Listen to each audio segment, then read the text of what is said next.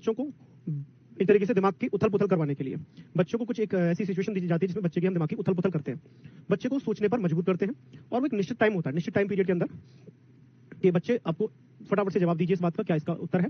तो उसमें क्या होता है, बच्चा का जो दिमाग है वो सोचने पर मजबूर होता है, कई सारी थॉट्स उसके दिमाग में एक साथ हलचल पैदा कर देती है।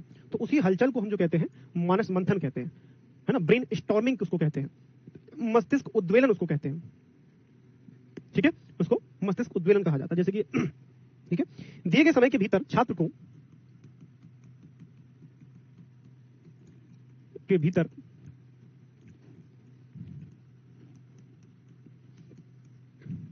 को विषय से संबंधित विचार प्रकट करने होते हैं, विषय से संबंधित विचार प्रकट करने होते हैं।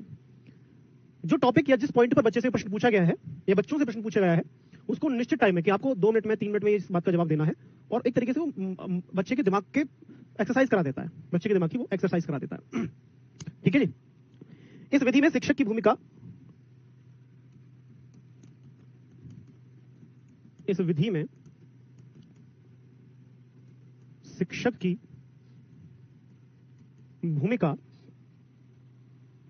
ठीक है, सभी विचारों पर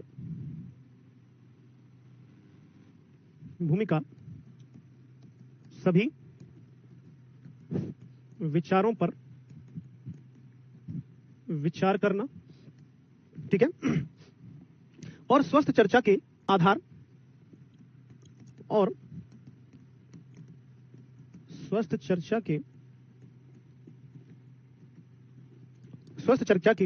आधार पर निष्कर्ष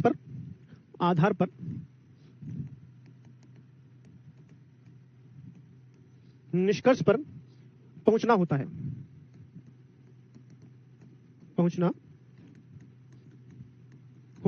टीचर का क्या काम होगा दोस्तों इस मस्तिष्क उद्वेलन में या इस ब्रेनस्टॉर्मिंग में? इस विधि में शिक्षक की भूमिका सभी विचारों पर विचार करना, यानी कि जो बच्चों के द्वारा विचार दिए गए हैं, बच्चों के द्वारा जो जवाब दिया गया उन विचारों पर विचार करेगा अध्यापक, और स्वस्थ चर्चा यानी कि एक हेल्दी कन्वर्सेशन, ठीक है, के आधार पर निष्कर्ष निकालना कि आपका कंक्लूजन ये निकला है। इस मस्तिष्क माइंड बुद्धि की जो खोपड़ी में जो दही, दिमाग का दही हुआ है, उससे क्या मक्खन निकला है। तो ये अध्यापक का काम होगा कि इस चर्चा के दौरान, इस ब्रेनस्टॉर्मिंग के बाद क्या रिजल्ट निकल कर आया है, वहां पर अध्यापक की भूमिका होगी। ठीक है, आया समझ में? चलिए, यह एक शिक्षण अधिगम प्रक्रिया है। यह एक शिक्षण अधिगम प्रक्रिया है। मस्तिष्क का बेटा मानस का मतलब होता है मस्तिष्क, आपकी जो दिमाग में जो छोटी सी 100-250 ग्राम की जो बुद्धि है उसको मानस कहा जाता है। मानस मंथन यानी कि दिमाग की दही होना, एक तरीके से मान लो। आवाज समझ में? दिमाग की दही होना, आगे समझ में? अब बहुत देर हो गई कि मानस मंथन, ब्रेनस्टॉर्मिंग, मस्तिष्क उद्वेलन क्या होता है। मानस मंथन का मतलब होता है दिमाग की दही होना। आगे क्या क्लियर हुआ? जब दिमाग की दही हो जाती है ना, सोच के, अरे मेरे बस की ना, मेरे खोपड़ी मत खाओ, घर में होता है ना से, मेरे खोपड़ी मत खाओ, मेरे दिमाग मत चटकाओ, जो वो दिमाग चटकना जो होता है उसको मानस मंथन कहते हैं। हालांकि ये मानस मंथन जो होता है पॉजिटिव होता है, बच्चे को सोचकर जो एक निष्कर्ष निकलता है, बच्चे इसकी प्रक्रिया के माध्यम से बच्चा किसी समस्या का समाधान निकालता है, इसलिए उसको मानस मंथन कहा जाता है। लेकिन घर में जो होता है वो कुछ और ही होता है। ठीक है, दिमाग का मंथन, बिल्कुल दिमाग में रही चल रही है हुर्र हुर्र करके, वो दिमाग, ठीक है, दिमाग की लस्सी बनाना। हाँ, यह एक शिक्षण अधिगम प्रक्रिया है, ठीक है, जिसमें छात्र सक्रिय भूमिका निभाता है। जिसमें छात्र सक्रिय भूमिका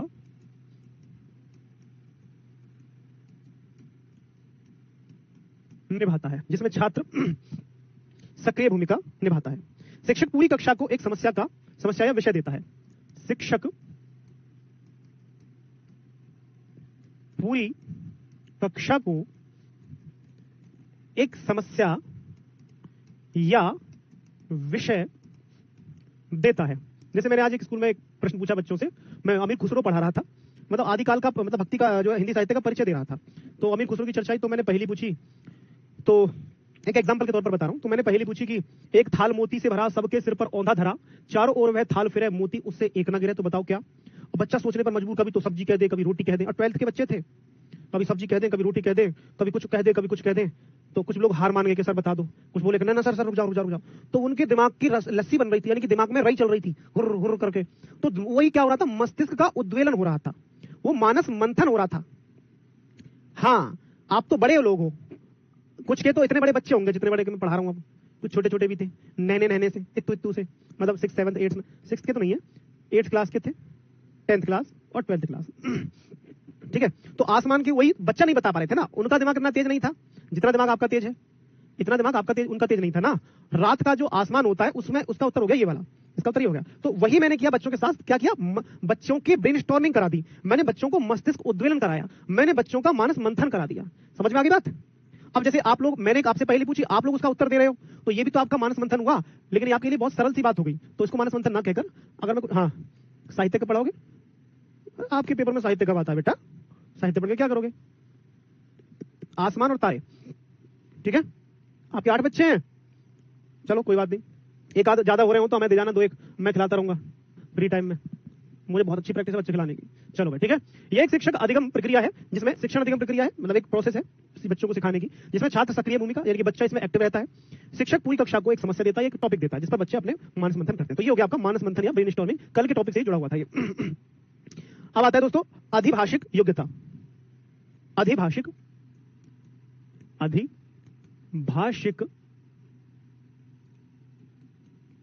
योग्यता, अधिभाषिक योग्यता। ठीक है, अधिभाषिक योग्यता। मेरे बाबू को ले जाइए, मैं किसी के सोना बाबू को ना लाऊंगा जी, साफ सुथरी बात है, अपने सोना बाबू को अपने साथ खिलाओ, 20 साल का बेटा। चलो, अधिभाषिक योग्यता, इसको कहते हैं दोस्तों अंग्रेजी में लिंग्विस्टिक एबिलिटी। क्या कहेंगे, इसको लिख लीजिएगा, लिंग्विस्टिक एबिलिटी, यानी कि अधिभाषिक योग्यता। ठीक है, इसका मतलब क्या होता है, अधिभाषिक योग्यता का यानी कि किसी भाषा से जुड़ी हुई क्षमता, योग्यता। ठीक है, भाषा के बारे में चिंतन करने, भाषा के बारे में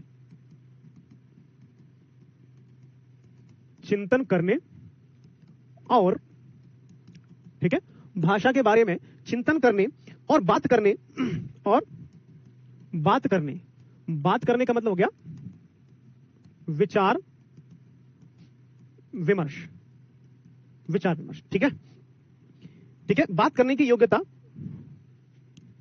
विचार करने की योग्यता, भाषा के बारे में चिंतन करने और बात करने की योग्यता। जब हम किसी व्यक्ति से भाषा के बारे में बात करते हैं या किसी व्यक्ति के सामने हम अपनी भाषा में बात करते हैं, ठीक है, और उस पर विचार विमर्श करते हैं, किसी भाषा पर विचार विमर्श करते हैं, जैसे हम क्या कर रहे हैं, हम हिंदी भाषा पर विचार विमर्श कर रहे हैं, तो ये हमारी अधिभाषिक योग्यता है। अगर आपको उस भाषा की जानकारी है, नॉलेज है, तभी आप किसी भाषा के बारे में बात कर सकते हो। अब मुझे मुझे जो है उर्दू के बारे में जानकारी नहीं है, मुझे मैथिली के बारे में जानकारी नहीं है, किसी और लैंग्वेज के बारे में जानकारी नहीं है, तो मेरी वो जो है उस भाषा के बारे में कोई चर्चा नहीं कर पाऊंगा किसी से, तो वो क्या हो जाएगा बेटा, वो मेरी अधिभाषिक योग्यता नहीं होगी।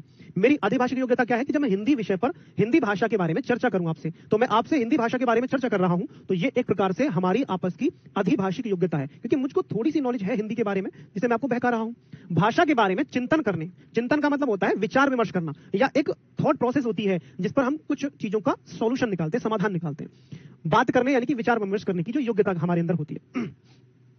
हाँ बेटा, पठन के अंदर आ रहा है ये सब, और ये नए टॉपिक हैं जो कि आपको किसी किताब में ऐसे सामान्य तौर पर नहीं मिलेंगे। ठीक है, तो अधिभाषिक योग्यता ये होती है। भाषा के प्रत्येक क्षेत्र में चिंतन शामिल होता है, भाषा के प्रत्येक क्षेत्र में चिंतन शामिल होता है।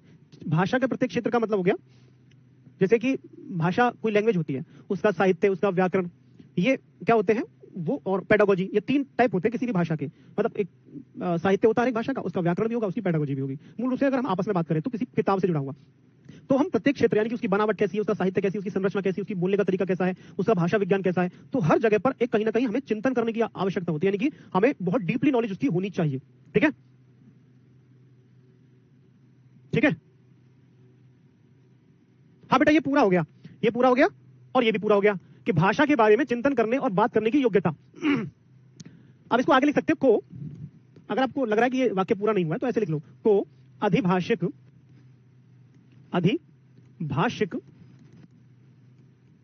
योग्यता कहा जाता है। अब इसको ऐसे लिख सकते हो, वाक्य पूरा हो गया, ये ऐसे कर लिया, ठीक है, कोई दिक्कत नहीं है। भाषा के प्रत्येक क्षेत्र में चिंतन शामिल होता है, ठीक है, और हम अपनी विचार अभिव्यक्ति में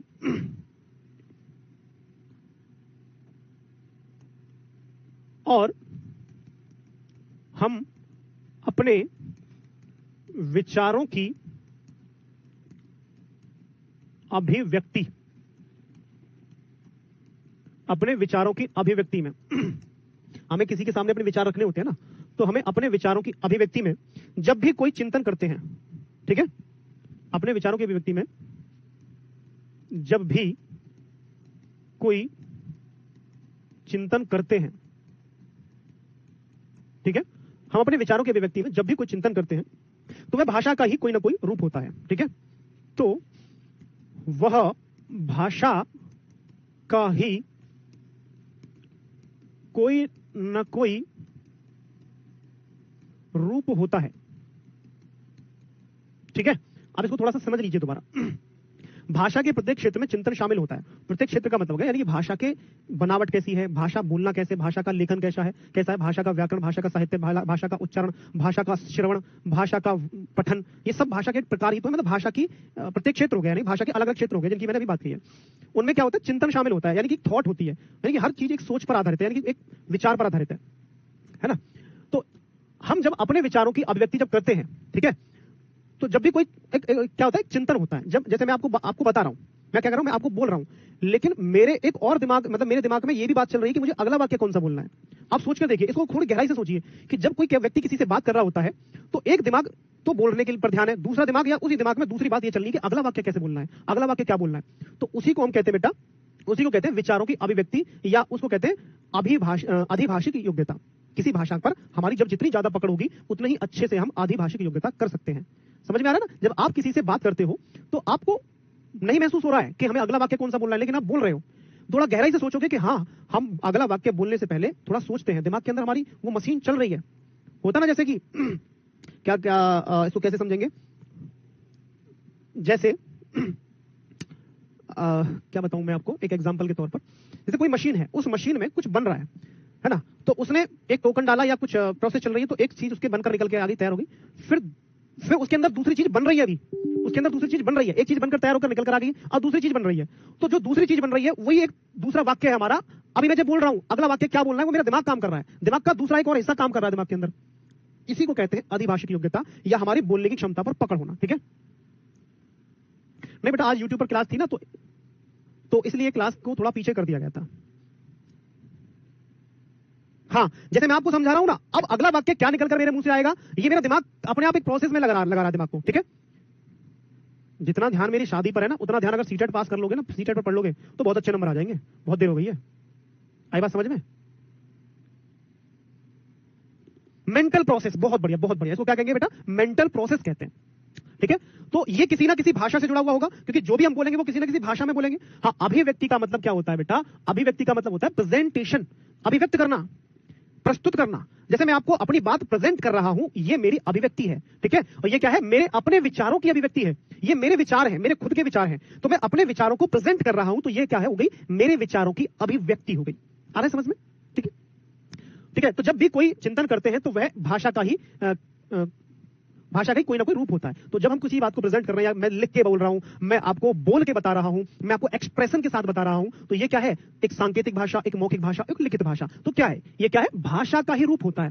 तो भाषा की बोलने की प्रोसेस जो होती है उसको अधिभाषिक योग्यता होती है, उसको अधिभाषिक योग्यता कहा जाता है। और ये वही करता है जिसको वो भाषा अच्छे से आती है। अब यही सारी बातें मैं अंग्रेजी में नहीं बता सकता, यही सारी बातें मैं उर्दू, तमिल, तेलुगु, कन्नड़, संस्कृत में नहीं बता सकता, क्योंकि मुझे वो आती नहीं है।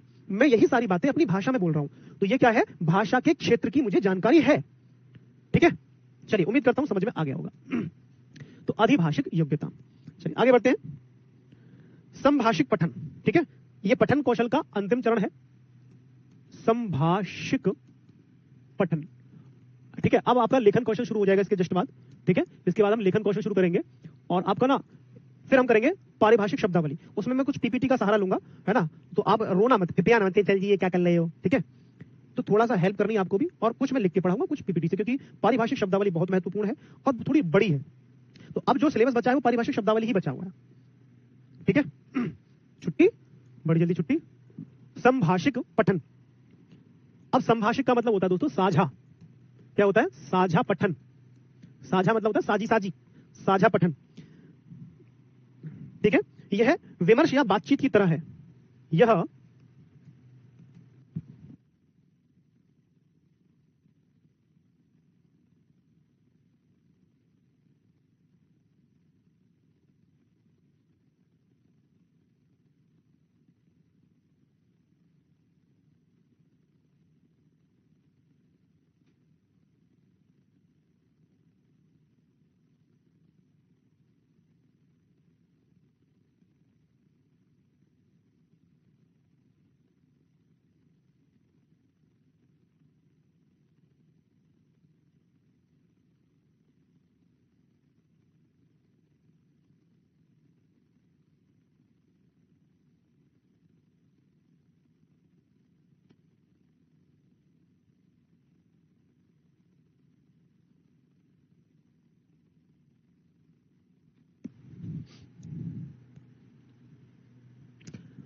जरूरी कॉल आ गई थी स्कूल से। चलिए भाई, तो साझा पठन, ठीक है, इसको साझा पठन कहा जाता है। ठीक है, यह विमर्श या बातचीत की तरह है। यह एक प्रकार से विचार विमर्श या बातचीत की तरह है। ठीक है, ये क्या है? एक प्रकार से विचार विमर्श या बातचीत की तरह होता है। ठीक है, ओके, विचार विमर्श या बातचीत की तरह होता है, जिसमें बच्चे से संवाद करने के लिए कहा जाता है। जिसमें बच्चे से संवाद करने के लिए कहा जाता है। ठीक है, इसका मतलब यह हुआ कि अगर हम किसी से, बच्चे से, कक्षा के अंदर किसी बच्चे से, है ना, ऐसा नहीं कि रास्ते चलते किसी आदमी से, कक्षा के अंदर किसी बच्चे से हम विचार विमर्श की तरह होता है, बच्चे से बातचीत करने के लिए कहें। संवाद का मतलब होता है हम आपस में बच्चे से जब बात करते हैं, तो संवाद का मतलब होता है दो लोगों के बीच में बातचीत। दो लोगों के बीच में बातचीत को हम कहते हैं संवाद। ठीक है, संवाद यानी कि एक तरीके से डायलॉग्स या कन्वर्जेशन जिसे बोलते हैं अंग्रेजी में। ठीक है, तो दो लोगों के बीच में होती है, लेकिन हम जब किसी बच्चे से कहें, लेकिन ये जरूरी नहीं कि किताबी भाषा में हो, ये आसानी से किसी अपनी बच्चे की मातृभाषा में हो तो बहुत ज्यादा बेहतर है। ठीक है, या व्यवहारिक भाषा जैसे कि घर परिवार में बातें करते हैं ऐसे। ठीक है, यहां हमेशा किताबी शब्दों का पालन नहीं किया जाता है। इसमें किताबी शब्दों का प्रयोग नहीं किया जाता, प्रयोग नहीं किया जाता है। तो किताबी शब्दों का प्रयोग नहीं करेंगे। इसमें क्या होगा? इसमें बच्चे के मातृभाषा का प्रयोग कर सकते हैं। इस टॉपिक की बात छुट्टी है बेटा, फिर कल से हम जो है लेखन कौशल कर देंगे। इसमें किताबी भाषा का प्रयोग नहीं होगा। इसमें घर की भाषा और व्यवहारिक भाषा यानी कि एक तरीके से सामान्य जो बोलचाल है उसमें बच्चे से बातचीत करने के लिए कहा जाएगा। ये बेटा बताओ वो तो वार्तालाप होता है। ठीक है, हाँ बिल्कुल। तो इसमें किताबी शब्दों का प्रयोग नहीं किया जाता, ये ध्यान रखना। यह मूल रूप से पठन से भिन्न प्रश्नोन्मुख संवाद है। यह मूल रूप से पठन से भिन्न प्रश्न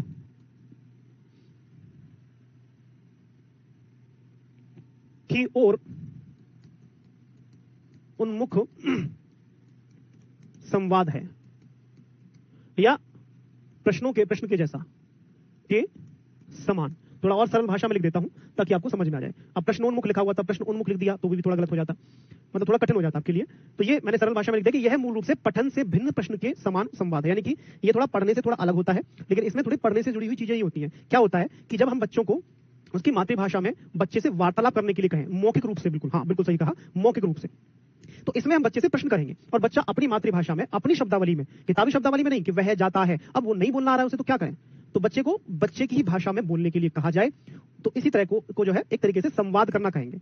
और क्या हो जाता है? इसको कहते हैं साझा पठन, यानी कि इसको क्या कहा जाएगा? संभाषिक पठन। ठीक है, ठीक है, संभाषिक पठन। अब जो ठीक है, आज की क्लास इतनी ही काफी है। ठीक है, अब कल जो है हमारा लेखन कौशल शुरू हो जाएगा। ठीक है,